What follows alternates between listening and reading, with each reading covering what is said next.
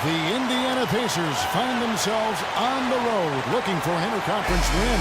Buckle yourselves in, everybody. It's the NBA on 2K Sports, and here with Clark Kellogg and Steve Kerr and Doris Burke, this is Kevin Harlan. You look at the Clippers. Tore it down that time. The rim rattler. Just a remarkable jam. These fans' jaws are on the ground right now. Yeah, that is Showtime stuff right there. Major highlight reel material. You know, it's interesting to look at the relationship between Blake Griffin and Chris Paul. Blake, the unquestioned top dog until CP3 arrived 3 seasons ago. Paul, of course, such a vocal leader. I think it's taken them some time to find the balance in that dynamic. So it's the Pacers now. 4-point game.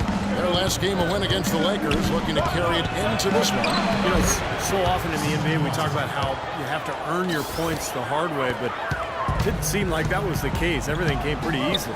Too many of their points came the easy way, Steve. You're right. On dunks and layups against a defense that didn't really put up much resistance. You gotta like the way he took it strong there, attacking the rack. And the defense fouling him there to prevent the dunk. The Clippers shooting their first free throws of the game. So he picks up just one from the line that time. A lot of pressure and expectation last year for the Pacers in the playoffs. No longer were they an underdog or a feel-good story. They were expected to make a deep run. Stuckey into the lane. Out of bounds, the Clippers take possession.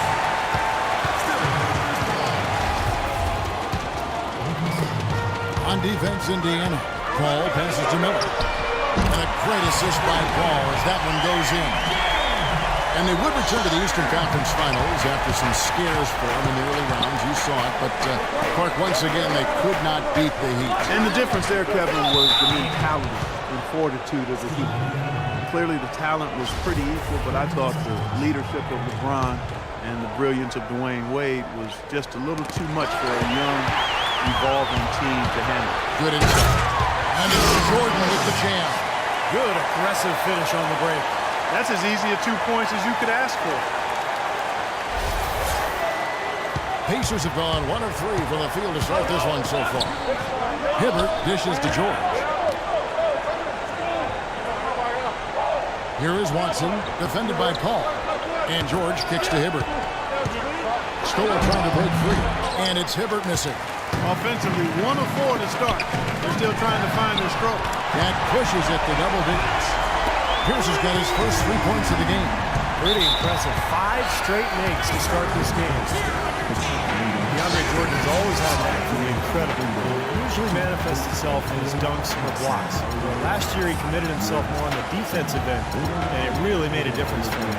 So the Pacers call timeout, their first of the game. When you think about defense, Clark, and it isn't just how many shots you block, Jordan really seemed to focus on the little things that go into being successful defensively. And I think that's a tribute to Doc Rivers, who actually emphasized some of those little things that would help Jordan elevate his game and his team. And to Jordan's credit, he took heed and made significant improvements.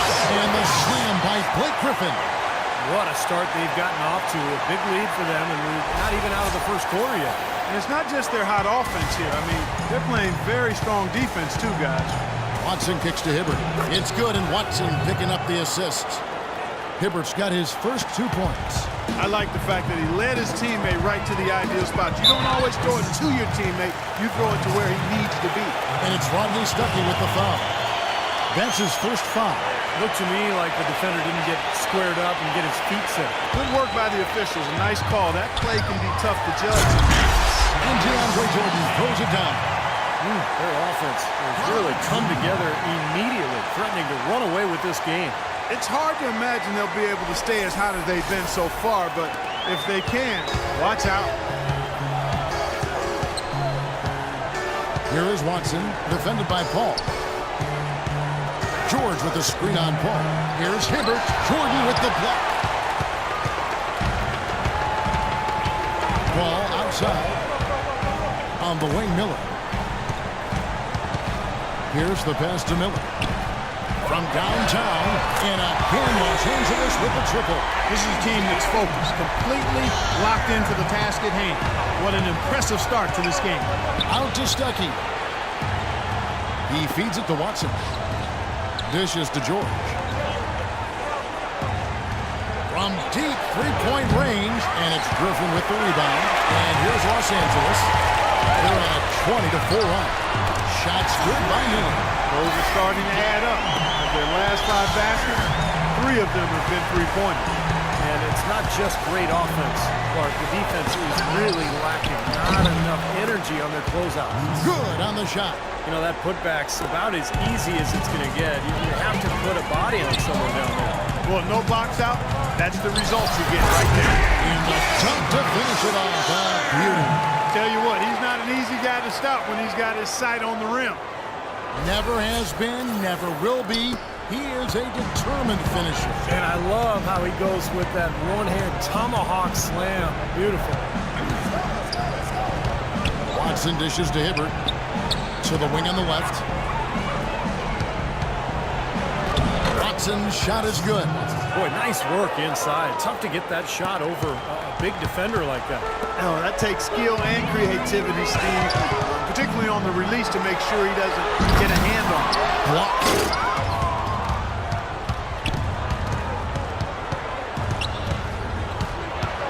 Now the feed to Scola. Hibbert trying to free himself up. And Luis Scola, the bucket, and the assist by Watson. That's how to orchestrate for your teammate. Terrific pass. Griffin with it. George picks him up. Shoots a fader, and the basket good. 6 points for Blake Griffin. Defensively, this team is just giving up way too many open looks. You're exactly right, and to battle back, they've got to shore that defense up, Steve. Here is Watson, defended by Paul. 6 to shoot. Jordan with the rebound. Jordan's got 3 rebounds so far in the game. Griffin, no one around him. That drops, and it comes off an assist from Jordan. Jordan's got 3 assists now in this one. Time called here. Indiana decides to talk it over. DeAndre Jordan leading the NBA last season in 3 separate categories, Steve. Rebounding, slam dunks, and field goal percentage. Yeah, those last 2 are related, of course. You look at his shot chart, and it's basically a green dot right around the basket. I mean, pretty much all of his attempts coming right at the rim, mostly on putbacks or lobs. The drive by Hill. Good. Terrific play right there. Great strength to finish through the hit. That's how you do it, the bump and the bucket. And for Jordan, last season with Doc Rivers coming in as coach, his role was clearly defined, laid out in crystal clear fashion, defense and rebound.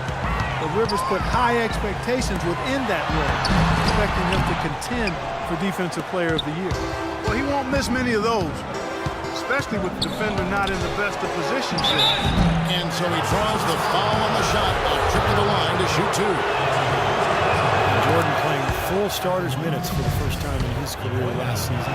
Just about doubled his rebounds per game. Was a candidate for most improved player. Clippers leading by 14.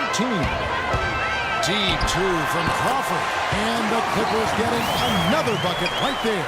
They got themselves in front with some outstanding shooting right off the bat. Yeah, it's been a clinic at that end of the floor, no question. There's the pick. And Sloan kicks to George. He dishes it to Hill.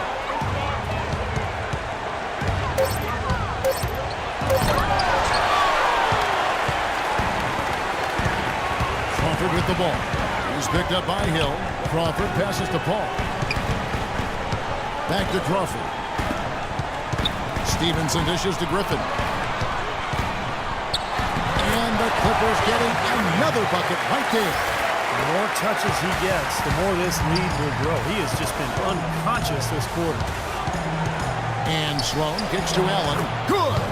And he was one step ahead of the defense when he fired that pass for the assist. LA has gone a perfect 4 of 4 from beyond the arc. A lot of their points coming by way of the 3 in the first quarter. All up top in the game against Detroit, very impressive. Play from Stevenson, and George with the block. He kicks it to Sloan. Back to George. Puts it up, and that's not going to go. So as we end the first quarter, already a double-digit ball game. The Clippers on top, up by 16. We'll be back shortly live from Staples Center in downtown Los Angeles. Welcome back, everyone. A lopsided first quarter in the books already as we start the second quarter. And we'll get a look at how the hustle stat game has been going for the Clippers. Well, they're trying to play fast and trying to put the defense on their heels. Well, another factor in their offense so far has been their ability to convert and score off turnover. CP3 and Jamal Crawford make the back. Jordan is out there with Smith. And it's Stevenson in at the small forward position. That's who's out there for the Clippers. Pacers trail by 16. Well, this last season was the Clippers' 30th in Los Angeles. And for a team that's long played in the Lakers' shadow, the second season in a row, the Clippers were the best team in the world. A different look for the Clippers. Paul Pierce is checked in for Lance Stevenson, and Miller's subbed in for Jamal Crawford. Then for the Pacers, Roy Hibbert's checked in for Mahinmi. Stuckey comes in for George Hill. And it's Watson in for Donald Sloan. And for the Clippers, in their 30 years in L.A., folks, only 6 times have they finished the regular season with a better winning percentage than the Lakers. Man, it's been domination by the Lakers out there in L.A. land. So Clipper fans are hoping that this is a sign of things to come going forward for their team, the Clippers. From the sideline, let's catch up with Doris Burke. Gentlemen, it's interesting that Jamal Crawford has always embraced his sixth man role. He said, quote, nobody wants to come off the bench, but if you're really about winning and sacrifice, then you have to do it. When you bring one of your top scorers off the bench, it gives your team balance. I like that when I check in the game, the other players start getting nervous, and there's no doubting they do, guys. He can get his shot anytime. Thank you, Doris. And it's good. And guys, for the Clippers, acquiring coach Doc Rivers from the Celtics in exchange for a draft in Boston. He'd been the second longest tenured coach in the league after Greg Popovich. You know, but rather than rebuild, I think he wanted to go for another ring in L.A. He's got a lot of authority, final say on personnel decisions. So Doc has really put his stamp on this team. And he gets it to go. Hibbert's got his second basket of the game. You know, that's a case there, Kevin, of him making a pass to a spot, and then he let his teammate run right into it. Well executed. He shot the ball exceptionally well as they've built this lead for themselves here. Watson kicks to Hibbert. That's good, and the assist goes to Watson. And that's now 6 points for Roy Hibbert. Outside Pierce. For the three. No good. So Indiana will take it the other way. Last time they met was in Indiana. Well, they heaved up a lot of ill-advised three-pointers in that loss. Guys, they were way too trigger-happy from downtown. Yeah, and that's not the area on the court where you want to be forcing shots from. Heck, you were a great three-point shooter, and you know that, Steve. Yeah, I mean, it comes and goes, but you can't just rely on that when things aren't going your way. You know, Josh Smith is a very talented player. But if you have to pick his game apart, he's a bit of a tweener. You know, he's not really a power forward in a traditional sense, but not a three-man either. He's an athlete who can do a lot of different things, but so much depends on the players he has around him. It needs to be the right fit. That's good. Boy, he's so hard to stop, guys, because it poses a ton of matchup problems for the defense. There's Miller with the three. Offensive rebound. Well, after knocking down 3 three-pointers last quarter, he's starting to lose the range a little bit. Stuckey with it. Chris Paul covering. And there's the whistle. Foul hard, and the shot will go to the line. Chris Paul picks up that one. C.J. Watson at 6'2" is an outstanding shooting combo guard. He's an excellent marksman from behind the three-point line, which helps his team space the floor. But he's also an underrated defender. Los Angeles making a switch here. Davis is checked in.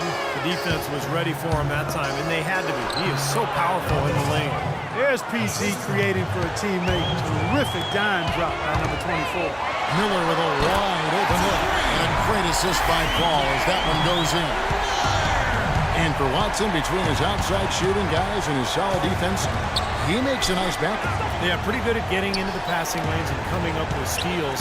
You know, a player who spent a little time in the D League out of college and now has really solidified his place as an NBA player.